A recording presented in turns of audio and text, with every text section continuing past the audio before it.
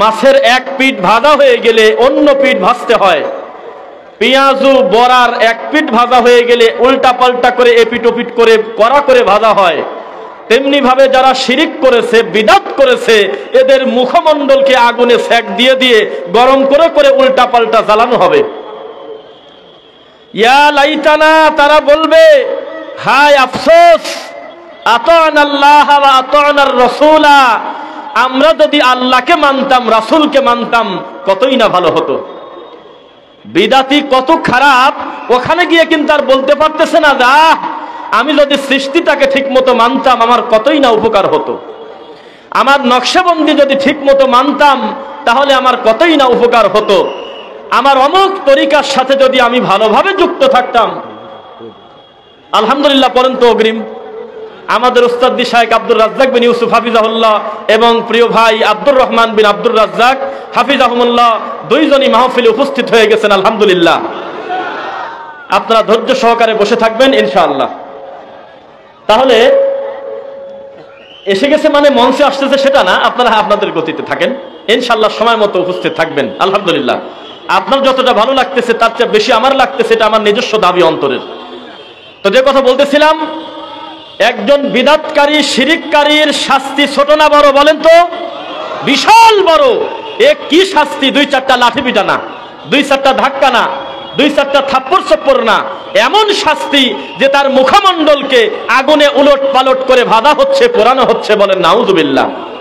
তার মুখ দিয়ে তখন একই কথা, ইয়াকুলুনা ইয়া লাইতানা, হায় আমাদের আফসোস, আতানাল্লাহ, আল্লাহকে যদি মেনে নিতাম, ও আতানার রাসূলা, রাসূলকে যদি মেনে নিতাম।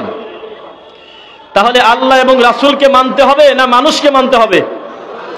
আল্লাহ এবং তার রাসূল সাল্লাল্লাহু আলাইহি ওয়াসাল্লামকে। তার মানে আল্লাহর এই কোরআন মাজিদ এবং রাসূলুল্লাহ সাল্লাল্লাহু আলাইহি ওয়াসাল্লামের সহিহ হাদিস ইনশাআল্লাহ পড়ি। শাস্তির তীব্রতা যখন বেশি তখন তারা বলবে ওয়া ক্বালু রাব্বানা, হে আমাদের প্রতিপালক আল্লাহ, ইন্না আতা'না, নিশ্চয় আমরা অনুসরণ করেছিলাম, সাদাতানা ওয়া কুবারানা, আকাবির পূজার বংশ যারা আছে, ঠাকুর পূজা যারা করে, বুজুর্গানের দিন হযরতের কেবলা বাবার কথা যারা বলে, তাদের মুখের জবানে এই কথাই বের হবে, আমরা সম্মানিত গ্রামের প্রধান, দায়িত্বশীল প্রধান মোড়ল যারা, তাদের মানছি, বড় হুজুরকে মানছি। কুবারানা মানে হলো বড়দের মানছি আমরা। গ্রামের সবচেয়ে নামকরা হুজুর, সবচেয়ে বড় শাইখুল হাদিস, সবচেয়ে বড় আল্লামা লেবাসধারী যদি থাকে, কোরআন এবং হাদিসের জ্ঞান যদি তার না থাকে, ওটা শূন্য না? কিন্তু আল্লাহর কাছে তারা বলবে ওয়া কুবারানা, আমরা বড়দের মেনে চলেছি। ফাদাল্লুনা সাবিলা, যেই কারণে আমাদেরকে শাস্তি দেওয়া হচ্ছে, এই শাস্তি দেওয়ার জন্য যেমন আমরা দায়ী, শাস্তি পাচ্ছি, ঠিক আমাদেরকে এই পরিস্থিতিতে আনার জন্য যারা দায়ী তারা হলো এই বড় হুজুররা, যাদেরকে আমরা দুনিয়াতে অনুসরণ করেছি, আমাদের নেতারা। ফাদাল্লুনা সাবিলা, তারাই আমাদেরকে গোমরা করে ফেলছে, নাউযুবিল্লাহ। এখন একটি কথা বলি, হুজুর কি জবাব দেবে এইটা বলেন একবার।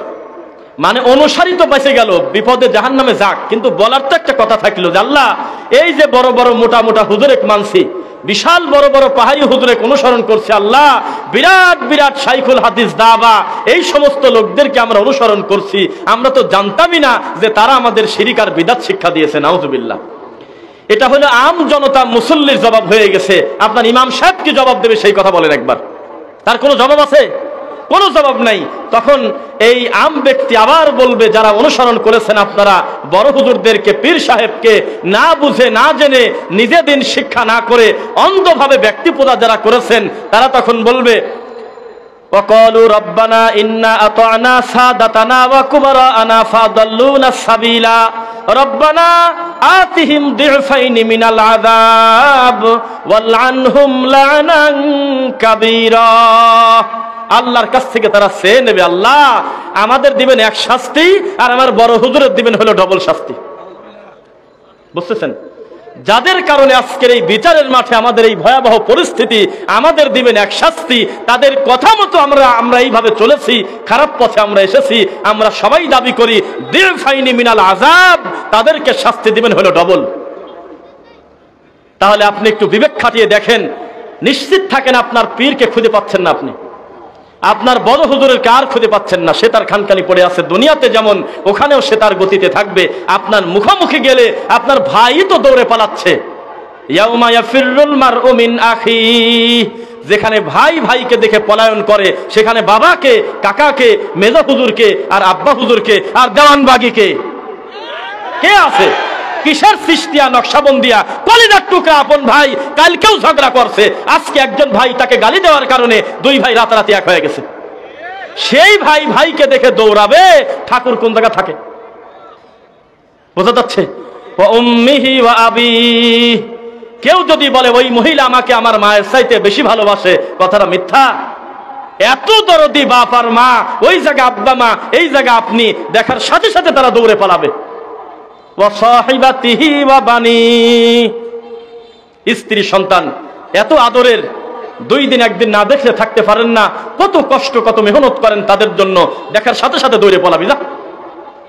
লিকুল্লি ইমরিইম মিনহুম ইয়াউমাইযিন শা'নুন ইউগনি, প্রত্যেকটা মানুষ তার নিজস্ব টেনশনে ব্যতিব্যস্ত থাকবে। কথা কি বুঝতেছেন নাকি? এই যদি বিচারের মাঠের পরিস্থিতি হয়, আল্লাহর কসম করে আমরা বলতে পারি কোরআন যেমন সত্য, আপনার পীর আপনার 4 পয়সার উপকারে আসবে না, এ কথা ঠিক তেমনই সত্য। কোনো কথাই তো নাই। আরে লজ্জা কোথায় রাখবেন? একটা নবী বলতেছে বিচারের মাঠে আমি সুপারিশ করতে পারি না, সুপারিশের জন্য আল্লাহ সুবহানাহু ওয়া তাআলার নির্দেশিত পন্থা নাই। তার নিয়মের বাইরে কোন নবী পর্যন্ত সুপারিশের সুযোগ নাই। যেখানে ইব্রাহিম আলাইহিস সালাম, তিনি আমাদের আব্বা না, এই আব্বা তার নিজের আব্বার কোনো উপকার করতে পারতেছে না, তার নাম হলো আজর, কোনো উপকার করতে পারতেছে না। বিচারের মাঠ এত কঠিন, সেই কঠিন বিচারের মাঠে পরিস্থিতিতে প্রত্যেকটা মানুষ যদি তার অনুসরণীয় ব্যক্তির সাথে ওঠে, আমি উঠবো মুহাম্মদ সাল্লাল্লাহু আলাইহি ওয়াসাল্লামের অনুসারী হিসেবে, আমি উঠবো কোরআন সুন্নাহ মানার কারণে, সলফে সালেহিনের মানহাজ অনুযায়ী চলার কারণে, আমি উঠবো মুহাম্মদ সাল্লাল্লাহু আলাইহি ওয়াসাল্লামের একজন খাঁটি উম্মাহ হিসেবে, আপনি আপনার বাবাকে অনুসরণ করার কারণে আপনি উঠবেন এই ভণ্ড বাবার সাথে। আমি উঠবো রাসূল সাল্লাল্লাহু আলাইহি ওয়াসাল্লামের উম্মাহ হিসেবে, যেই ওঠার সাথে সাথে হাউজে কাউসারের পানি রেডি। আর আপনার কপাল এত খারাপ, আপনি শুধুমাত্র বিদআত করার কারণে হাউজে কাউসারের কাছ থেকে পৃথিবীর শ্রেষ্ঠ দরদি মাখলুক, যার চাইতে মায়ার কোনো নবী দুনিয়াতে নাই, এই রাসূল প্রথমেই বলে দিচ্ছে, যখন শুনেছে দিন পরিবর্তন করে ফেলেছে, লিমান বাদদালা দীনি, সঙ্গে সঙ্গে বলল সফকন সফকন, তাড়াতাড়ি সরে যাও, দূর হয়ে যাও, তুমি আমার উম্মত না। এত বড় কঠিন শাস্তি শোনার পরে একটা লোক কিভাবে বিদআত করতে পারে? পারে কি? পারে না। তাহলে তারা বলবে রব্বানা আতিহিম, আল্লাহর কাছ থেকে চেয়ে নিচ্ছে দিফাইনি মিনাল আযাব তাসনিয়া, আল্লাহ ডবল শাস্তি দেন এই বড় হুজুরদেরকে, আর আমাদেরকে দেন হলো এক শাস্তি। শুধু শাস্তি না, মহা অভিসম্পাদ আপনার পক্ষ থেকে দিয়ে দেন তাদের। তাহলে বিদআত করবেন তো নাকি? আল্লাহ তুমি বিদআত মুক্ত সুন্নতি আমল করার তৌফিক দাও, আল্লাহুম্মা আমিন। এতদিন শুনেছেন মা ইয়ালফিযু মিন কাউলিন ইল্লা লাদাইহি রাকীবুন আতীদ, জবান থেকে যে কথা বের হয় এই কথাটা আল্লাহর কাছে সংরক্ষণ হয়ে থাকে, ঠিক নাকি? রেকর্ডেড হয়ে যায়, হুবহু এই কথাটা আপনি নিজ কানে শুনতে পারবেন, আপনার আমল নাম আপনি দেখতে পারবেন। কিন্তু এখন দুনিয়াতেও কথা রেকর্ড হচ্ছে না। আজকে যদি আমি কোনো বিদআতি আমল এই মাঠে প্রচার করে গিয়ে আগামী কালকে যদি সারা জীবন অস্বীকার করি, কোনো কাজ নাই, এতগুলো মিডিয়ার মাধ্যমে সারা দুনিয়া দেখবে আমি অমোক বক্তব্যে 2টা বিদআত শিক্ষা দিয়েছি। তাই তো যেই হুজুরকে মিডিয়া আজকে একেবারে মাটি থেকে টান দিয়ে চাতালে তুলে দিয়েছিল, এই হুজুর মিডিয়া দেখে এখন ভয় পায়। মিডিয়া হয়েছে হলো ভাসুর, মিডিয়া হয়েছে চাচা শ্বশুর, মিডিয়া দেখলেই খালি সরের ক্যামেরা, সরব ক্যামেরা খোলো, এ হলো পুরুষ মানুষ বোরকা পরে থাকা হুজুর। কেরে বাবা, তোর মিডিয়াই তো টেনে তুলে আজকে তোকে এই জায়গায় আনছে, মিডিয়া থেকে ভয় কেন? ভয় মিডিয়া দেখে না, এই মিডিয়ার বক্তব্য লেপের নিচে শুয়ে পড়েও লক্ষ লক্ষ যুবক বুঝতে পারে সুন্নাহ কোনটা আর বিদআত কোনটা। ও জানে যে এই কথাই তো আমি ধরা পড়ে যাবো, এই জন্য বলে তাড়াতাড়ি মিডিয়াগুলো বন্ধ করো, তারপরে আমি বক্তব্য শুরু করব। যেই হুজুর যার নামের উপরে রেল লাইন ব্লক হয়ে গেছে, রেল লাইন পর্যন্ত হাজার হাজার লক্ষ লক্ষ শ্রোতা জনগণ, এই লোকের সামনে মানুষ বসে থাকা তো দূরের কথা, ক্যামেরা 2-4টা থাকলে বন্ধ করে আজকে মানুষের সামনে জোকার হয়ে গেছে। এটা হলো বিদআতের ভয়াবহ পরিণতি। বাছাই চলতেছে। কোরআন সুন্নাহ মোতাবেক যারা ওয়াজ করে, দিন ধর্ম যারা বোঝে, যাদের বিদ্যা আছে, তাদের একটা বাছাইকরণ চলতেছে, চলতেছে না? নিশ্চিত থাকেন আপনি, বাছাই করতে গিয়ে ইনসাফ ভিত্তিক যদি বাছাই হয়, ইনশাআল্লাহ সালাফি মানহাজের আহলুল হাদিসের বাচ্চা একটাও বাদ পড়বে না ওয়াজ থেকে ইনশাআল্লাহ। বিদাতি সিরিয়ালেই আসবে না। আমরা তথ্য পেয়েছি এইভাবে, আমাদের এক ভাইয়ের কাছে আমরা আলোচনা করলাম, তিনি খুব উচ্চ পদস্থ দায়িত্বশীল। তিনি বললেন, শোনেন, মাজার পূজারি থাকুক, খাট পূজারি থাকুক, ঠাকুর পূজারি থাকুক, যা ইচ্ছা ইসলামিক ফাউন্ডেশনে বসে থাকুক, যাকে দিয়ে তদন্ত করুক, বিবেক যদি মশা কামড় না দেয়, মস্তিষ্ক যদি বিকৃত না হয়, সত্যটাই যদি মানুষের সামনে উপস্থাপন করে, একমাত্র সালাফি মানহাজের দায়ী ছাড়া এই মাঠে কেউ কথা বলতে পারবে না। আর যদি মনে করে যে না, আমরা শয়তানি করে ইচ্ছা করে বাদ দিয়ে দেব, সেটা ভিন্ন কথা। কারণ এই মাটির উপরে সবচেয়ে বেশি কোরআন সুন্নাহর কাছাকাছি, হকটাকে হক, হারামটাকে হারাম, হালালটাকে হালাল, সুন্নাহকে সুন্নাহ, বিদাতকে বিদাত, তাওহীদকে তাওহীদ, শিরিককে শিরিকের জায়গায় হুবহু মাপকাঠি ঠিক রেখে বক্তব্য দেয় একমাত্র সালাফি মানহাজের অনুসারীরা। আমরা বলেছি আমাদের ভিতরে 22 ইঞ্চি বক্তা নাই, আমাদের ভিতরে ছেলে মেয়ে হয়ে গেছে, মেয়ে ছেলে হয়ে গেছে, এই অদ্ভুত শয়তানি হুজুর একটাও নাই আলহামদুলিল্লাহ। আমাদের ভিতরে এরকম বিয়াদব হুজুর নাই যে 6 বছরের বাচ্চা কোলে করে নিয়ে আসবে আর দাদার বয়সী একজন উস্তাদুল আসাতিজ বড় বড় আলেম পায়ের কাছে বসে থাকবে আর অকারণে মাঝে মধ্যেই বলবেন নারায়ে তাকবীর। এইরকম নোংরা, এরকম প্রতিবন্ধী মুফতি আমাদের ভিতরে একজনও নাই। আপনি নিশ্চিত থাকেন আগামীর দিন হবে কোরআন সুন্নাহর দিন ইনশাআল্লাহ। যেই ব্যাপারে আল্লাহর রাসূল বলেছেন সহিহ বুখারী ৭২৮০, কুল্লু উম্মতি ইয়াদখুলুনাল জান্নাহ, আমার উম্মতের সবাই জান্নাতে চলে যাবে, সুবহানাল্লাহ। ইল্লা মান আবা, শুধু যারা আবা অস্বীকারী তারা ব্যতীত। ইল্লা মান আবা ইয়া রাসূলুল্লাহ, আপনিই বলতেছেন যে আপনার উম্মত আবার অস্বীকার করে, এরা আবার কারা? রাসূল সাল্লাল্লাহু আলাইহি ওয়াসাল্লাম বললেন, মান আতানি দাখালাল জান্নাহ ওয়া মান আসানি ফাকাদ আবা। আপনি তো মনে করেছেন শুধুমাত্র ম্যাক্রো নবীকে মানে না, শুধুমাত্র ফ্রান্সের ম্যাক্রো নবীকে গালি দিয়েছেন, আউযুবিল্লাহ, ও শুধু নবীকে মানে না, আপনার হুজুরও নবীকে মানে না। রাসূল সাল্লাল্লাহু আলাইহি ওয়াসাল্লাম সহিহ বুখারীর 1165 নম্বর হাদিস, রাসূল সাল্লাল্লাহু আলাইহি ওয়াসাল্লাম বলতেছে, ইদা দাখালা আহাদুকুমুল মসজিদ, পৃথিবীর যে কেউ আল্লাহর ঘরে যদি কোনো মুসলমান একবার ঢুকে পড়ে, ফালা ইয়াজলিস, সে যেন বসে না, হাত্তা ইউসাল্লা রাকাতাইন, 2 রাকাত সালাত আদায় না করা পর্যন্ত। এইবার আপনি বলেন, শুধু ফ্রান্সের ম্যাক্রোই কি নবীকে অস্বীকার করে, না লালবাতি দিয়ে সুন্নাত ঠেকানো হুজুর অস্বীকার করে? আপনার কোন একটা জায়গায় যদি কেউ কোরআন নিয়ে একটা বাজে কথা বলে, যে কোনো মুমিন কালেমা পড়েছে তার ভিতরে কলিজায় লাগবে, এটা হলে ঈমানের কারণে হয়। অবশ্যই আমরা কষ্ট পাই, এটা হলো মাঝে মধ্যে ঘটে, কিন্তু আপনার হুজুর প্রত্যেক জুমার খুতবায় প্রত্যেক ওয়াক্তে ঘটায়, তার কি হবে? বুঝতেছেন নাকি? মানে ইসলামের বিরোধী যারা, তাদের কথা তো মানুষ ধর্ম মনে করে শোনে না, তারা মাঝে মধ্যে শয়তানি করে জোগাড় হওয়ার জন্য তারা এইরকম করে। দেখেছেন কয়েকদিন আগে ইসলাম নিয়ে কটূক্তি করার কারণে, বাজে কথা বলার কারণে পুরুষ মানুষ না পারে বোরকা পরতে, না পারে ক্যাপ দিয়ে গোটা মুখটা ঢেকতে, পলায়ে পলায়ে এই এয়ারপোর্ট থেকে ওই এয়ারপোর্ট, ওখান থেকে ওখানে ফেলফেল করে ঘুরে এখন বাড়িতে বসে বউ মারে। এর নাম হলো ইসলাম। আঘাত দেওয়ার সাথে সাথে আপনার শুরু হয়ে যাবে আযাব, কিন্তু আপনার হুজুরের জন্য আযাবটা জমা রয়েছে। আপনি নিশ্চিত থাকেন, বিচারের মাঠে যাদের মুখকে আগুন দিয়ে ছাকা হবে, উল্টা পাল্টা করে জ্বালা হবে, তারা যাদেরকে দোষ দেবে, দোষারোপ করবে, ঠিক তারা হলে আপনার বড় হুজুর। আপনার সৃষ্টিকে আমরা কবর দিতে চাই, বিনিময়ে আর কোন সৃষ্টি আপনাকে ধরে দেব না, দেব হলো সিরাতাল মুস্তাকিম। আমরা বলেছি, আপনি কেন রাগ করেন আমাদের উপরে?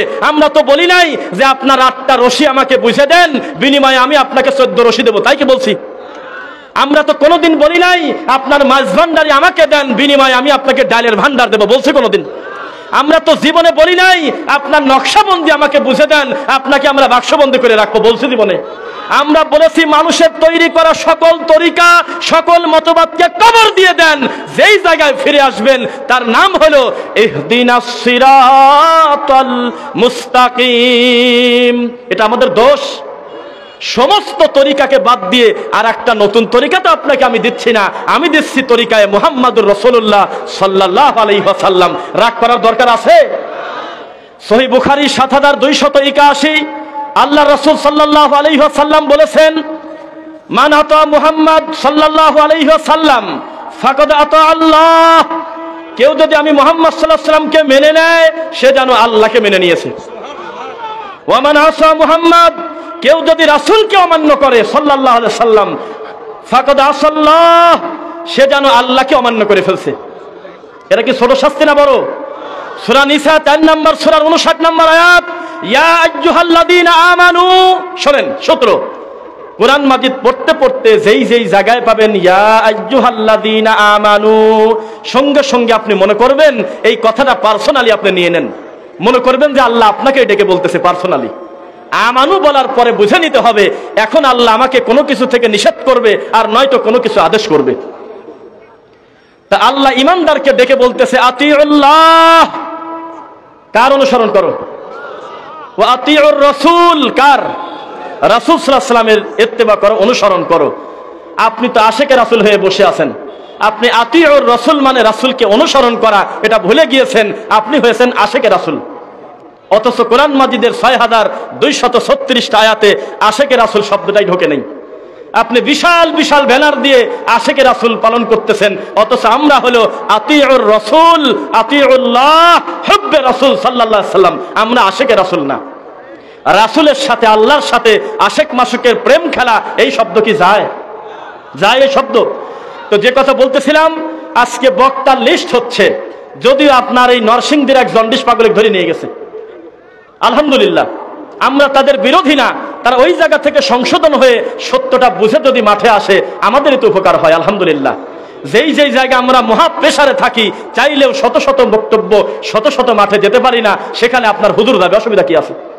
কোনো শত্রুতার কিছু নাই, কিন্তু মঞ্চে এসে গান বলতে পারবে না, মঞ্চে এসে মানুষকে কষ্ট দিতে পারবে না। শোনেন, একজন মুমিনের মাথার উপরে শুধু বাড়ি দিলে সে কষ্ট পাবে সেটা না। একজন দিন বোঝা মানুষের সামনে আপনি যখন জাল হাদিস বর্ণনা করবেন, হিন্দি গান নকল করে বাংলা বলবেন, তখন তার ভিতরটা কলিজাটা ছিঁড়ে যায়। এত আঘাত লাগে, মনে হয় যে আমাকে মাথার উপরে পিটালেও আমার এত কষ্ট লাগতো না। রাসূলের উপর অপবাদ দেয় কিভাবে, সেই কষ্ট লাগবে আপনার। সূরা বুরুজ 10 নম্বর আয়াত, ইন্নাল্লাযীনা ফাতানুল মুমিনিনা ওয়াল মুমিনাত সুম্মা লাম ইয়াতুবু ফালাহুম আযাবু জাহান্নাম ওয়া লাহুম আযাবুল হারিক। যারা মুমিন মুমিনাতকে কষ্ট দেয়, তওবা ছাড়া মৃত্যুবরণ করে, তাদের জন্য প্রস্তুত করা হয়েছে কি বলেন? জাহান্নামের কঠিন আযাব, সেখানে তারা থাকবে। মুমিনকে কষ্ট দেওয়া হালাল না হারাম? হারাম। তাহলে বেদাতি হুজুর আমাদেরকে কষ্ট দেয় না? একটা মসজিদের 10টা যুবক কোরআন এবং সহিহ হাদিস মেনে চলে, এই 10টা ছেলে জুমার খুতবায় গিয়েছে আর হুজুর ওয়াজ শুরু করছে হরিণের গল্প, আর হুজুর ওয়াজ শুরু করছে রাবেয়া বসরির জান্নাত পুরানোর গল্প। তখন তার ভিতরে কলিজা ছিঁড়ে যায়, আল্লাহ, এই চোখে মুখে মিথ্যা কথা কিভাবে আল্লাহর ঘরে সহ্য করা যায়? তাহলে এটা কি মুমিনকে কষ্ট দেওয়া না? আমরা মুমিনকে কষ্ট দিতে চাই না, আমরা চাই আল্লাহ সুবহানাহু ওয়া তাআলা যেন তাদেরকে হেদায়েত দেয়। বলেন আমিন। সুন্নাত ছেড়ে বিদাত করার মানে নিজের মা বাপকে ভাত না দিয়ে খালা শাশুড়িকে হজ করতে নিয়ে যাওয়া। কথা বোঝেন নাই? সুন্নাত হলে আমার, তাওহীদ হলে আমার, শিরিক হলে ইবলিসের, বিদাত হলে ইবলিস শয়তানের। শোনেন, বাধা তো আসবেই। কাজ শুরু যখন মুমিনের শুরু, শয়তানের শয়তানিও সেখান থেকে শুরু। আমাদের আব্বা মা ছিল জান্নাতে, কোনো ডিস্টার্ব নাই, আলোচনা নাই, কোনো কথা নাই, একটা আয়াতেও পূর্বের কোনো ধরনের কোনো আলোচনা ডিস্টার্ব নাই। যেই বলেছে ওয়ালা তাকরাবা হাযিহি শাজারাতা ফাতাকুনা মিনাল যালিমিন, ওই গাছের কাছে যেও না, গেলে ক্ষতিগ্রস্তের ভিতরে শামিল হয়ে যাবে, জালেমদের অন্তর্ভুক্ত হবে। যেই এই কথা বলেছে, এটা একটা আদেশ না? এটা আদেশ কিনা? আল্লাহর আদেশ যেখানে শুরু, ইবলিসের শয়তানিও সেখান থেকে শুরু। এতক্ষণ পর্যন্ত ইবলিস ইবলিসের মতো আছে, আমাদের আব্বা মাও তারা দুইজন তাদের মতো আছে। যেই আল্লাহর হুকুম শুরু হয়ে গেছে, শয়তানের কর্ম শুরু হয়ে গেছে। একটা ছেলে সালাত আদায় করে না, বিদাতি হুজুরের কিছুই আসে যায় না, ও সালাত না পড়লে আমার কি, তাও আমি ওই বাড়িতে মিলাদ পরিবারে কাঁদবো। একটা মসজিদের শতকরা 40 জন মুসল্লি যদি জর্দা দিয়ে পান খায়, তাতে হুজুরের কিছুই আসে যায় না, কারণ কুল্লু মুসকিরিন খামর, এই আয়াত এই হাদিস হুজুর মানে না, হুজুর রাসূলকে মানে না। একটা মসজিদের 40 জন মুসল্লি যদি জেনাকারী থাকে, তাতে হুজুরের কিছুই আসে যায় না। একটা আল্লাহর ঘরে মেয়ের সম্পত্তি ছেলেকে লিখে দিয়েছে, এমন মহাপুরুষ যদি আল্লাহর ঘরে 20টাও থাকে, হুজুরের কিছুই আসে যায় না। হুজুরের খালি আসে যায় যে আমার মাযহাব ঠিক রাখতে গিয়ে কোনো মানুষ যদি বুকের উপরে হাত বাঁধে, কোনো মানুষ যদি আমিনের শব্দ জোরে করে, তাহলে আমি ধরব শক্ত করে। এই যদি হয় হুজুরের অবস্থা, তাহলে আমরা বলতে পারি আপনার হুজুরের আকীদার চাইতে আবু জেহেলের আকীদা আরো বেশি ভালো।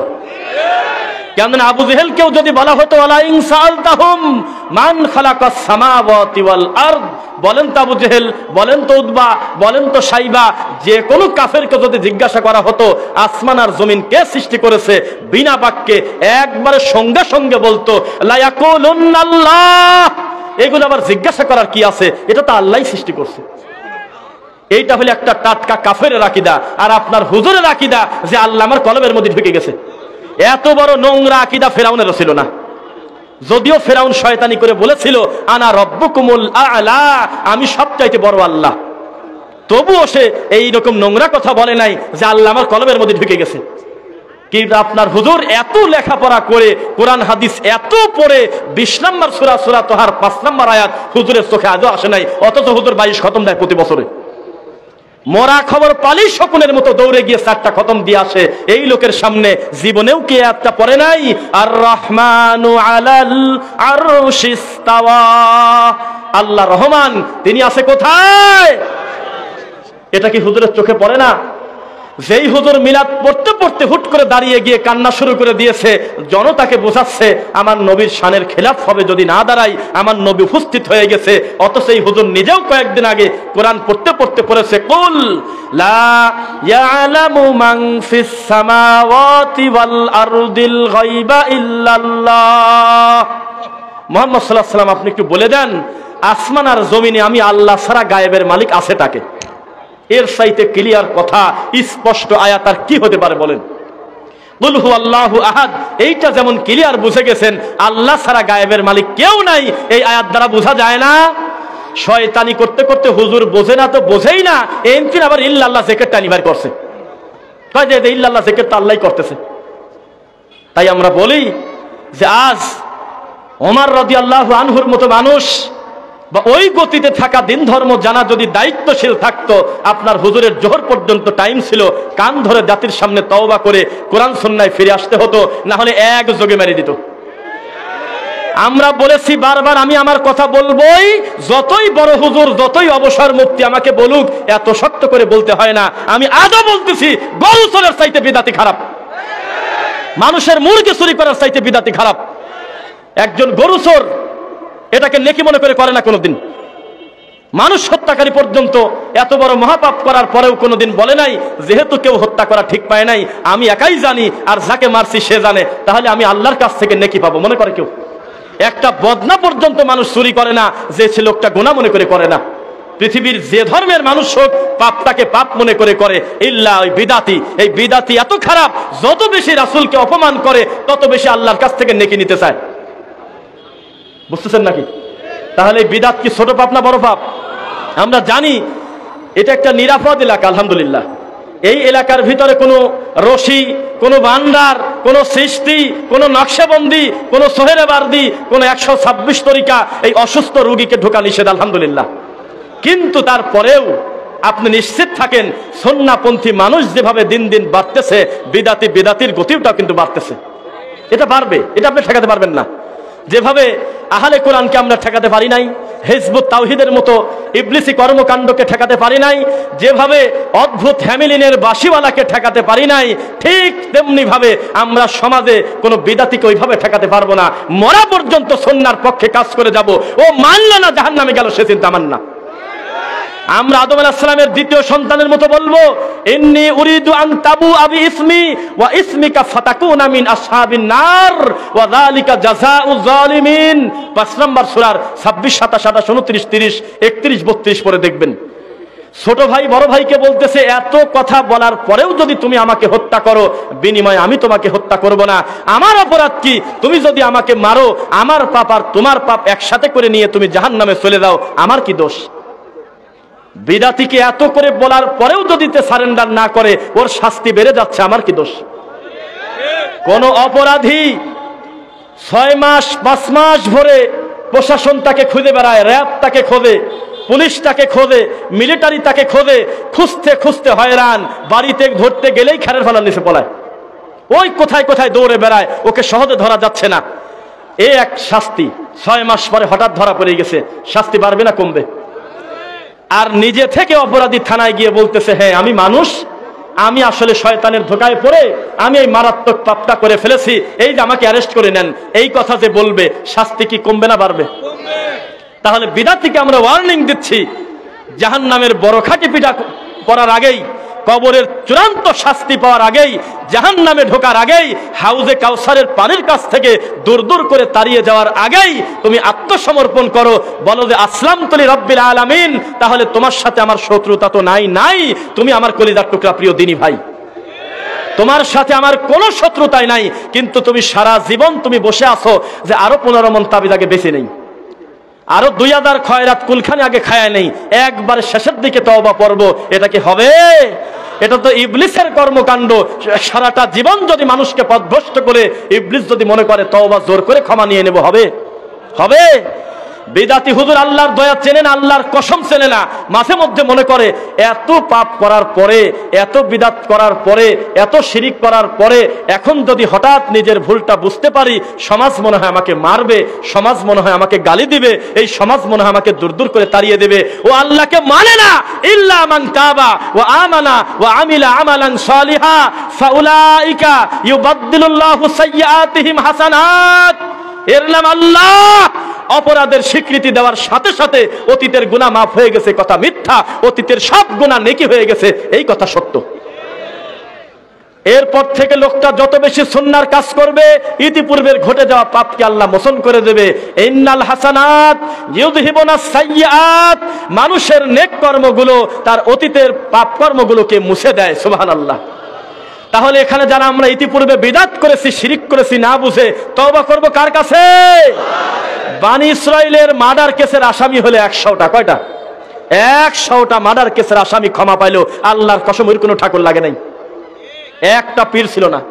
ও পীর ধরলে ক্ষমা পাওয়া তো দূরের কথা, একটা মানুষকে হত্যা করার শাস্তি 5 নম্বর সূরা সূরা মায়েদা 32 নম্বর আয়াত, কতালান নাসা জামিআ, নিরপরাধ কোন মানুষকে যদি কেউ কিসাস ব্যতীত আও ফাসাদিন ফিল আরদ, জমিনে ফাসাদ সৃষ্টিকারী ব্যতীত শরিয়ার দৃষ্টি মোতাবেক ইসলামী শরিয়ার হুকুম ছাড়া কেউ যদি কাউকে হত্যা করে, ও একজনকে হত্যা করে নাই, কতালান নাসা জামিআ, ও যেন সারা পৃথিবীর সব মানুষকে হত্যা করে দিয়েছে। এত বড় পাপ একটা লোক কয়টা করছে? কথা বলেন, কয়টা? 100টা। এটা কি ছোট পাপ না বড় পাপ? পৃথিবীর শ্রেষ্ঠ মহাপাপের ভিতরে, সবচাইতে ভয়াবহ বড় পাপের ভিতরে একটা পাপ অন্যায়ভাবে মানুষ হত্যা করা, জানেন কিনা? এই পাপ কয়টা করছে বলেন একসাথে? 100টা হত্যা করছে। আচ্ছা, অধিক দরকার নাই, এই মঞ্চে এখানে যারা উপস্থিত আছেন, এই হাজারো মানুষ, যে কোনো একজন লোক হাত উঁচু করে বলেন তো, 100টার চাইতে মানুষ হত্যাকারী এখানে কেউ আছে? আছে কেউ? এত বড় পাপী কি কেউ এখানে আছে? না, ভুল করছে, বিদআত করছে, শিরিক করছে, কিছু ভুল ভ্রান্তি করেছে, সালাত আদায় করে নাই, সিয়াম পালন করে নাই, এই সমস্ত হয়তো পাপ করেছে, এগুলো বড় পাপ, তবে আল্লাহর হক এই সমস্ত পাপ লোকটা করে ফেলছে। 100টা মানুষ হত্যার চাইতে ছোট পাপ না বড় পাপ বলেন? ছোট না? তাহলে 100টা মানুষ হত্যাকারীর কথা আল্লাহর রাসূল বলতেছে, শুধুমাত্র আল্লাহর কাছে ক্ষমা চাওয়ার কারণে আল্লাহ ক্ষমা করে দেয় নাই। এই যদি হয় এত বড় পাপীর কথা, বাংলাদেশের যে কোনো পীরের, যে কোনো মুরিদের কাছে প্রশ্ন করেন, তুমি কি একজন মানুষ না 100টা মানুষ হত্যাকারীর চাইতে বেশি পাপী? দেখি কি জবাব দেয়। বেশি পাপী? তাহলে কি করবেন বলেন? এত বড় পাপে ঠাকুর লাগে না, সরাসরি আল্লাহর কাছে তার নিজের গুনার কথা বলা যায়? হে মুসলমান, কবে আর কানে পানি ঢুকবে, কবে আর মাথায় বুদ্ধি হবে যে আমি আমার সমস্ত পাপের কথা আল্লাহকে বললে সমাধান হয়, বান্দাকে বললে আরো সাক্ষী বানানো হয়। বিচারের মাঠে আল্লাহ আমার অন্য কোনো ভালোর গুণের কারণে যদি আমাকে পর্দার আড়াল থেকে ক্ষমা করতে চায়, আমি যে পাপের সাক্ষী আমার পীরকে বানা দিয়ে গেলাম, ওই পীরই তো আমার ল্যাজ ধরে টানি দাঁড়া রাখবে। আল্লাহ ওকে ক্ষমা করলে আমাকেও ক্ষমা করে দেন। ওই সকল শয়তানি সিরিয়াল করে আমার কাছে পা ধরে বলছিল, বাবা গো, আব্বা হুজুর, কেবলা বাবা, আমি এই এই এই এই পাপ করছি, আমি তো পাপের সাক্ষী আছি, ওকে কেন ক্ষমা করবেন? তাহলে এটা কি বিচারের মাঠ থাকে? আর যদি হাফিজ বিন আসরারিক যদি সংরক্ষণ করে নিতেন নিজের গুনাহকে, যেইভাবে পরনিন্দা করা পাপ, অন্যের গীবত করা পাপ, ঠিক তেমনি নিজের অপরাধের সাক্ষী বানানো আবার পাপ। কেননা আল্লাহ হলো রহমান। আল্লাহ কি? আল্লাহ যদি আপনাকে ভালোবেসে দয়া করে আপনার গুনাহ ক্ষমা করতে চায়, যাকে আপনি সাক্ষী করে দিয়েছেন দুনিয়ায়, ও নিজেই তো আপনাকে ছাড়বে না। শোনেন যুবক, খবরদার স্রোতে গাও ভাষায় দিয়েন না, স্রোতের সাথে সাথে চলে যায় হলো কচুরিপানা। স্রোতের সাথে গাও ভাষায় দিয়েন না। ইতিহাস সাক্ষী, আল্লাহ সুবহানাহু ওয়া তাআলা অধিক সংখ্যকের উপরে অল্প সংখ্যক লোককে বিজয় দান করছে, করে নাই? দু একটা উদাহরণ বলেন দেখি। কোথায়? বদর। ছোট্ট ছোট্ট সংখ্যাকে অধিক সংখ্যের উপরে বিজয় দিয়েছে কি আল্লাহ? আল্লাহ বিজয় দিয়েছে। আপনারা খালি মাঝে মধ্যে বলেন এত লোক আমাদের দলে, এত লোক। কই লোক? লোক তো দেখি না। ওই লাফঝাপ পারে তো খালি ওই মার্কিং করা কয়েকটাই। যত ড্যান্স দেয় মানুষে এসে, প্রায়ই ভালোভাবে জুম করে দেখলে দেখবেন ওই লোক 4-5 দিন আগেও লাভ দিয়েছে। এই লাভ দেওয়ার লোকে সিরিয়াল করা আছে। আপনি এইটা মনে করবেন না গোটা দুনিয়ায় মনে হয় লাভ করতেছে। জি না, আপনি নিশ্চিত থাকেন ও পীর সাহেব, আজকে যেই যুবক দিন শিখবে ইনশাআল্লাহ আপনার ঠাকুর পূজা করবে না, কোরআন সুন্নাহই ধরবে ইনশাআল্লাহ। আজকে যেই যুবকটা, যেই মেয়েটা, যেই ছেলেটা দিন ধর্ম তদন্ত করতে যাবে, তদন্ত করতে গিয়ে শতকরা 99% ইনশাআল্লাহ কোন সৃষ্টির লোক হবে না, নকশবন্দির লোক হবে না, কোরআন সুন্নাহর লোক হবে। এটা বাস্তবতা। যখনই তদন্ত করতে যাবেন তখনই পাবেন ওয়া আন্না হাযা সিরাতি মুস্তাকিমান ফাত্তাবিউ। একটা রাস্তা পাবেন, তার নাম কি? সিরাতাল মুস্তাকিম। তখন একটা রাস্তা পেয়ে যাবেন। শোনেন, আমার সামনে মিডিয়া, আমি তো বেশি কম বেশি ধরেন 50টা আছে, কিন্তু আপনার হ্যামিলিনের বাসিওয়ালার বক্তব্যে মিডিয়া এখানে রাখার জায়গা নাই। 200-300টা মিডিয়া হয়ে গেছে। প্রধানমন্ত্রীর কোনো ভাষণেও একসাথে 300টা 200টা ক্যামেরা আসে না। কি বুঝলেন? জাতি কোথায় ছোটে? জাতির ইমোশন বাদ দিলে কিছুই থাকে না। কবে বুঝবে কোরআন সুন্নাহ কি জিনিস আর মানুষের মতামত কি জিনিস? আলেম ওলামা যখন সতর্ক করে এদের ব্যাপারে যে মিথ্যা কথা বলতেছে, কোথায় পানি শুকে যাচ্ছে, কোথায় কাগজের টাকা কি হলো, কাকে কে কি করলে, হিসাব সাথে কিয়ামতের কি সম্পর্ক। মুহাম্মদ সাল্লাল্লাহু আলাইহি ওয়াসাল্লামকে একজন বলতেছে মাতা ইয়াউমুস সাআ ইয়া রাসূলুল্লাহ, কিয়ামত কবে হবে? আল্লাহর নবী সঙ্গে সঙ্গে বললেন 2022, তাই না? 24 কি বলছিলেন তিনি? যিনি আমাকে প্রশ্ন করতেছে তার চাইতে আমি বেশি জানি না। কেন? এটা হলো গায়েবের খবর, আমার আল্লাহ মাত্র জানে। আমাকে যতটুকুন জানাইছে আমি ততটুকুন জানি। কবে কিয়ামত হবে এটা আমি ক্লিয়ার করে ডেট দেওয়ার কেউ না। কিন্তু আপনার মাঝে মধ্যে আপনার বাসিওয়ালা ডেট দিয়ে দেয়, অথচ তাকে দেখার জন্য কি পরিমাণ মানুষের ভিড়, আর তাকে সতর্ক করার জন্য যারা নাসিহা করে তাদের বক্তব্যের নিচে খালি গালি আর গালি। আর একটা আশ্চর্য বাঙালি আমরা, আমাদের গালি শুরু হয় হলে ইহুদের দালাল দিয়ে। সবচাইতে ছোট গাল, তুই হলে কাফের, তুই হলে ইহুদের দালাল। এর চাইতে ছোট গাল আর নাই। একই ফাদাইলে আমল, একই ইলিয়াসের স্বপ্ন, একই ফাদাইলে সাদাকাত, একই মুনতাখাব, একই সিল্লা, একই 3 দিন, একই মসজিদ, সব এক। খালি ওই ভারতের বর্ডারের ওই ফতোয়ার সাথে, পাকিস্তানের ওই ফতোয়ার সাথে এই বর্ডারের ফতোয়ার কিছু একটা অমিল হয়েছে। সব এক, আমল এক, আকীদা এক, মানহাজ এক, সব কিছু এক। ওই লোকটাকে, ওই সাদকে গালি শুরু করছে এই দাবার বংশ। শুরুতেই বলছে ও হলো ইংরেজদের থেকে টাকা পাইছে, ও হলো ইহুদির দালাল। তোমার মুখের ইহুদির দালালের গালের কত পাওয়ার তা আমরা বুঝে গেছি। যেদিন সবচাইতে বড় হুজুরের কবরে খেজুরের ডাল গাড়ছাও, ওই দিনে ঠিক পাইছি তুমি কোন জাতি মৌলানা। কপাল যদি ভালো হয় একটা মুসিও হেদায়েত পায়, কপাল যদি খারাপ হয় পিস টিভি থেকে ঘুরে আসে তাও বেদাতি করে। বোঝা গেল না মনে হয়? তকদির যদি বিদাতপন্থী হয়, মনটা যদি বিদাতের দিকে পড়ে থাকে, মানহাজ যদি স্পষ্ট না থাকে, ওকে পিস টিভির মতো একটা নিরাপদ প্ল্যাটফর্মে ঢোকায় দেওয়া হয়েছিল না? তারপরেও ঘুরে এসে বলতেছে যে আমার বাবা যে কি দেখাইলো, বাবা এখনো পীর মুরিদি করে বেড়ায়, অথচ ডক্টর জাকির নায়েকের চ্যানেলে তার দেখা হয়েছিল। তাহলে হেদায়েত কি ডক্টর জাকির নায়েক দেয় না আল্লাহ দেয়? আমরা আল্লাহর কাছ থেকে হেদায়েত চাই, কোনো মাখলুকের কাছ থেকে না। ঠিক নাকি? কোন মাখলুক আমাকে কিছুই দিতে পারে না, খালেক সব কিছু দিতে পারে। আল্লাহর কাছ থেকে কি হায়াত বৃদ্ধি চাবেন না নেক হায়াত বৃদ্ধি চাবেন? আপনারা কি আমল করবেন না আমলে সলে করবেন? বোঝা যাচ্ছে কথা? শুধু কি রাকাত সংখ্যা বাড়াবেন না রাসূলের মতো সালাত আদায় করবেন? এখনো পর্যন্ত হারে লজ্জা, আল্লাহ রাসূল সাল্লাল্লাহু আলাইহি ওয়াসাল্লাম 1450 বছর আগে দুনিয়াতে এসে আবার দুনিয়া থেকে মারা গিয়েছেন, জান নাই? এখনো প্রশ্ন করে আপনার হুজুর যে আল্লাহর নবী কিসের তৈরি? এইটা হুজুরের মাথায় যদি ঘোরে, ও কিভাবে বুঝবে এই কোরআনের কত সৌন্দর্য, কত দাম? বোঝা যাচ্ছে? তাই আমরা বলেছি আপনার হুজুরকে আপনি আজকের মাহফিলের শেষে বলবেন, আমরা মুসল্লিরা সবাই মিলে চাঁদা তুলে 2000, 1000, 500 করে টাকা তুলে আপনাকে একটা অটো কিনে দিচ্ছি, কালকে থেকে অটো চালান, এই মসজিদে আসেন না। আর যদি মনে করেন যে লজ্জা লাগতেছে, তাহলে আল্লাহর ঘরের জুমার খুতবায় বসে বসে আবার 3 নাম্বার বয়ান দেন। কি কামে? খুতবা হবে 2টা, কয়টা? মাতৃভাষায় 2টা খুতবা দেন, দিয়ে জাতিকে সত্যটা বলে দেন যে বিদআত কত পাপ, শিরিক কত পাপ, কুফরি কত পাপ। আর যদি মনে করেন যে এখনো তাবিজ বিক্রি করবেন, এখনো বিদআত করবেন, তাহলে আপনাকে আমরা টাকা তুলে দিচ্ছি, অটো কিনে অটো চালায় খান। এত বড় ক্ষতি আমরা নিজেরাও দেখতে চাই না আপনার চোখের সামনে। বুঝতেছেন নাকি? সময় আসতেছে ইনশাআল্লাহ, টাকের পিছনে লেখা থাকে কত গজ দূরে থাকুন, কত গজ। ঠিক তেমনি এই গ্রামের মেইন মাধবদীর ওই জায়গায় বড় ব্যানার করে লেখা থাকবে, আপনার ছেলে দেখে যেতে পারবে না, হয় আপনার নাতি, ইনশাআল্লাহ। বিশাল বড় করে লেখা, ও বিদাতি, এখানে মিলাদ পড়ানো হয় না, তুমি ফাঁকে দাও। বিশাল বড় করে লেখা থাকবে, তাবিদের ব্যাপারী সরো। মাঝে মধ্যেই তাবিদের ব্যাপারী বাড়িতে বাড়িতে গিয়ে বলবে, এই গ্রামে তাবিজ নেওয়ার কেউ নাই, ভিতর থেকে আওয়াজ আসবে নাই, এদিন দেখে যাবেন ইনশাআল্লাহ। বাড়িতে বাড়িতে ঘুরবে আর বলবে, তোমার আব্বা আমাকে খুব ভালোবাসতো, মারা গেছে, একটা খতম পর্ব সুযোগ দিবে, সরেনতে তাড়াতাড়ি। আওয়াজ আসবে ইনশাআল্লাহ। এই গ্রামে বিদআত হয় না, শিরিক হয় না। যেমন কিছু কিছু বাজারে লেখা থাকে, কিছু কিছু এলাকায় লেখা থাকে ধূমপান মুক্ত এলাকা, লেখা থাকে না? থাকে কিনা? এখানে বাদ্যযন্ত্র নিষেধ, সামনে মসজিদ, আস্তে চলুন, সামনে মসজিদ, হর্ন বাজাবেন না, গান বাজনা শুনবেন না, ধীরে চলুন, লেখা থাকে না? ঠিক তেমনি গ্রামে গ্রামে, মহল্লায় মহল্লায় আল্লাহর ঘর কেন্দ্রিক লেখা থাকবে বিদআত মুক্ত সমাজ ইনশাআল্লাহ। ততদিন পর্যন্ত আমাদের বক্তব্য থামবে না, যতদিন পর্যন্ত সমাজ বিদআত মুক্ত না হবে ইনশাআল্লাহ। ততদিন পর্যন্ত আমাদের বক্তব্য চলবে, যতদিন পর্যন্ত সমাজ শিরিক মুক্ত হবে না ইনশাআল্লাহ। 2 সপ্তাহের বেশি জ্বর, সম্ভবত কালা জ্বর, লেখা থাকে না?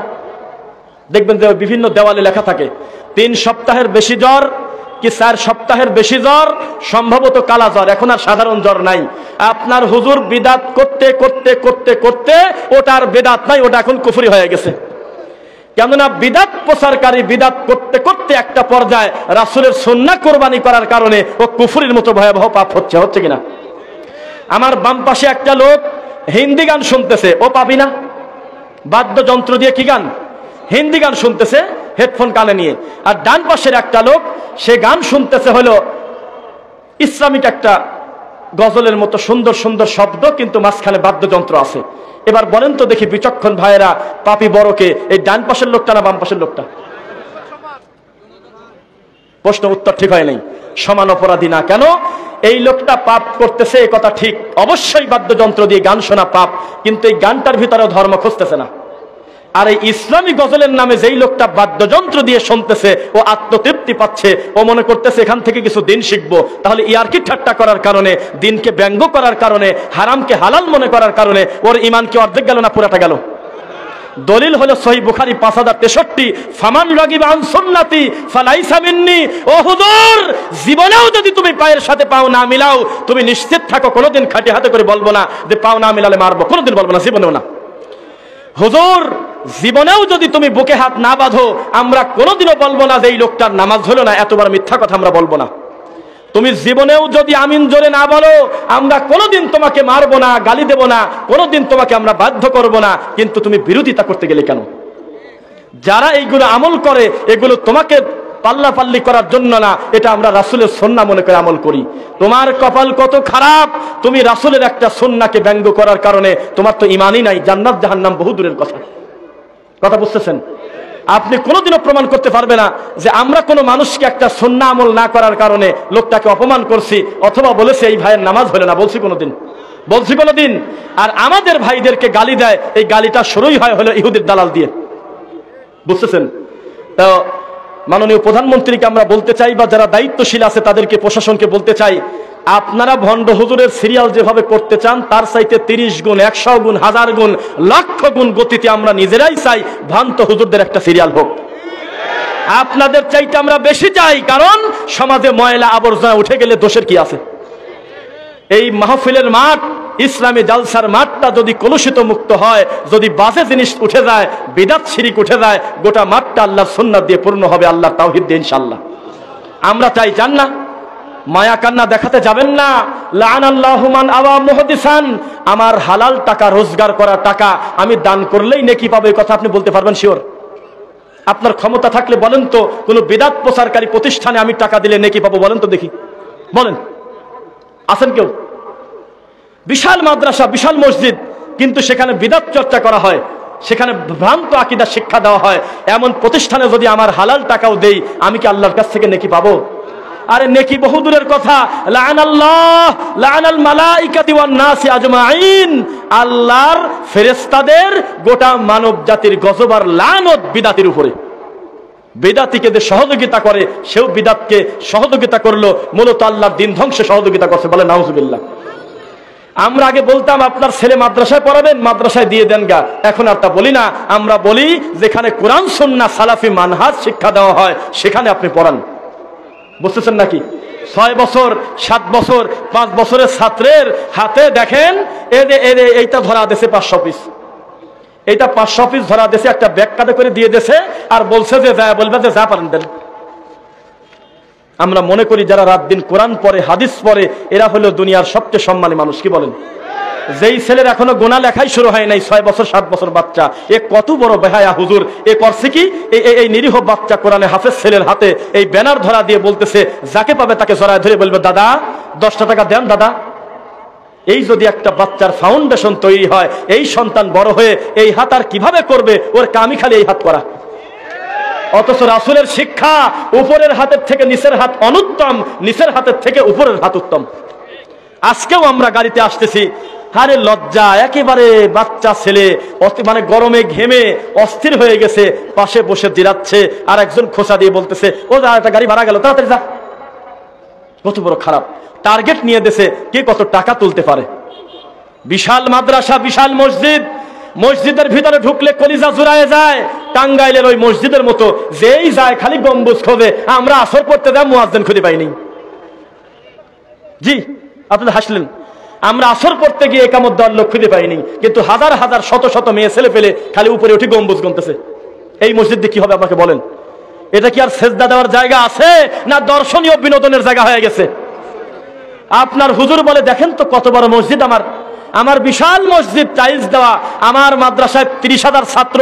আরে তোমার ছাত্র যদি আরো 20 বছর লেখাপড়া করে আল্লাহ কোন জায়গা আছে তাই যদি না জানে, ওই বিদ্যা দিয়ে করবোটা কি? ওর সাথে ইবলিসের বিদ্যাই তো ভালো। আপনার বিশাল মসজিদ 3 তলা 5 তলা, কিন্তু ওই মসজিদের মেম্বারে বসে খালি মিছে কথা কয়, তাহলে ওই মসজিদ আমি কি করবো বলেন? কোন দাম আছে? বলতে হবে হক। ইদা সালতা ফাসআলিল্লাহ, আল্লাহর কাছে আমরা আজকে ওয়াদা করব, আমাদের যা দরকার আল্লাহর কাছে চাইবো, বলেন ইনশাআল্লাহ। যা দরকার কার কাছে চাইবো? আল্লাহর কাছে চাইবো। দেখবেন আল্লাহর কাছে বললে কত উপকার হয়। ডক্টর খন্দকার আব্দুল্লাহ জাহাঙ্গীর রাহিমাহুল্লাহ, নাম শুনছেন? তাকে তিনি সরাসরি বলেন না, একটু ঘোরায় সময় নিয়ে সুন্দরভাবে বুঝিয়ে বলতেন। একজন বলল যে পীর সাহেবের মাধ্যমে আল্লাহর কাছে ক্ষমা চাওয়া অথবা পীর বিচারের মাঠে কিছু করতে পারবে কিনা, এই বিষয়ে তাকে প্রশ্ন করা হলো। কত সুন্দর একটা জবাব দিলেন, এর চাইতে ভেজালের কামার নাই। আজকে একটা পীরকে পীরে কামেল মনে করেছি, যদিও পীর কোনো নাকেশ নাই, পীর মানেই হলো কামেল। আজকে একটা পীরকে ভালো মনে করে পীরের কাছে পড়ে আসি, 5 বছর পরে খবর পেলাম এই পীরের যে খেলাপতি দেশে ওই মুলডা বলে এখনো বাঁচি আছে, আবার ওর কাছে ছুটলেন। ওখানে ঘুরতে ঘুরতে ঘুরতে ঘুরতে হঠাৎ মনে হলো আমার হুজুরের চাইতে বড় রশি বলে আরেক দরবারে আছে। সেখান থেকে ঘুরে এসে মনে করলেন এই দরবারের চাইতে আরেক দরবার ভালো। এটা একটা ভেজালের কর্ম না? সব বাদ দিয়ে শেষ রাতে 3 ভাগের 2 ভাগ রাত যখন পার হয়, বান্দা যদি সেজদা দিয়ে 2 ফোঁটা চোখের পানি দিয়ে যদি আল্লাহকে বলতো, আল্লাহ আমাকে মাফ করে দাও, আল্লাহ ক্ষমা হতে কি দেরি লাগতো? চোখের পানি তো ফুরেই গেছে হরিণের কান্না দিয়ে, এখন আর কাঁদলে চোখে পানি আসে না। ও হোসাইন তুমি বড় না আমি বড়, ও ফাতেমা তুমি বড় না আমি বড়। আর রাবেয়া বসরির জান্নাত পুরানোর গল্প দিয়ে, আব্দুল কাদের জিলানীর আব্বার বড়ই খাওয়ার গল্প দিয়ে, ফায়সা নোংরা মিথ্যা গল্প দিয়ে একেবারে চোখের পানি কাঁদতে কাঁদতে সব শেষ। এখন সেজদা দিলে আর চোখে পানি আসে না। চোখের পানির কত দাম! আল্লাহর ভয়ে যেই চোখে 2 ফোঁটা 1 ফোঁটা পানি বের হয়, এই চোখের পানি বৃথা কি যাবে? যেই যুবক তার পাপের কথা স্মরণ করে আল্লাহকে সেজদা দিয়ে তার পাপের কথা বলে, মানুষ যখন ঘুমিয়ে থাকে ও তখন ইবাদত করে, তার মাথার উপরে এই কাপড়ের সামিয়ানা থাকবে না, আল্লাহর সামনে আরশের ছায়া থাকবে। তাই বলি যুবকদের সচেতন হবেন, গা ভাসিয়ে দিয়ে চলবেন না।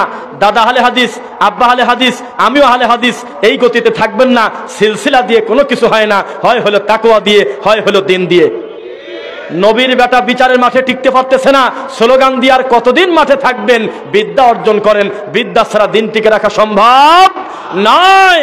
ওরা মাহফিল দিলে খালি নামের উপরে যত লোক আছে গাড়িতে উঠে খালি ইল্লাল্লাহ টান মারতে মারতে 200 গাড়ি রাতারাতি রেডি হয়ে গেছে, রেডি হয়ে গেছে। এই তো এক বেদাতি আর এক বেদাতি সেদিন কাফের কয়েছে, শুনছেন? কে কয় যে মহা অপরাধী কি করছে?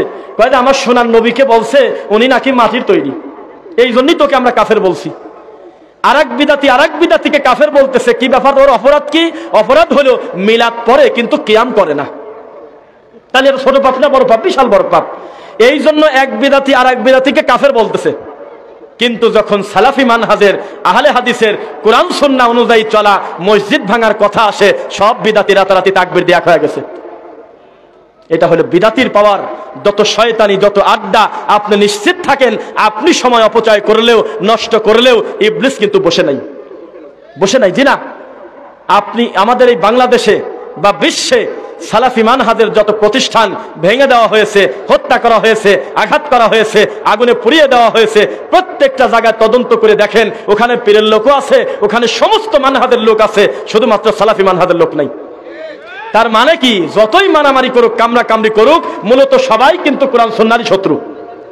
সময় মতো সব এক হয়ে যাবে, বিশ্বাস করেন। তাহলে আমরা কোরআন সুন্নাহ প্রতিষ্ঠিত করার লক্ষ্যে সঠিক তাওহীদের পতাকা, তাওহীদের দাওয়াত, দিন মানুষের কাছে পৌঁছানোর জন্য একত্রে হয়ে সবাই একসাথে কাজ করব, বলেন ইনশাআল্লাহ। পারবেন তো ইনশাআল্লাহ? কখনো আমরা গালি দেব না, কাউকে কষ্ট দেব না। আমাদের টার্গেট হলো জান্নাত। কি আমাদের টার্গেট? কি বলেন? ইন্নাল্লাযীনা আমানু ওয়া আমিলুস সালিহাত কানাত লাহুম জান্নাতুল ফিরদাউসি নুজুলা। আল্লাহ ঈমান সহকারে আমলে সলে করে আমাদেরকে জান্নাতুল ফিরদাউসের মেহমান করো আল্লাহ। আল্লাহ ঈমানের উপরে যারা চলে গেছে আমাদের পূর্বে গত হয়ে, আল্লাহ তুমি তাদেরকে ক্ষমা করো, তাদেরকে জান্নাত দান করো আল্লাহ। আমাদের ভিতরে যারা অসুস্থ তুমি উত্তম শিফা দান করো আল্লাহ। বারাকাল্লাহু লানা ওয়া লাকুম ফিল কুরআনিল আযীম। আসসালামু আলাইকুম ওয়া রাহমাতুল্লাহ।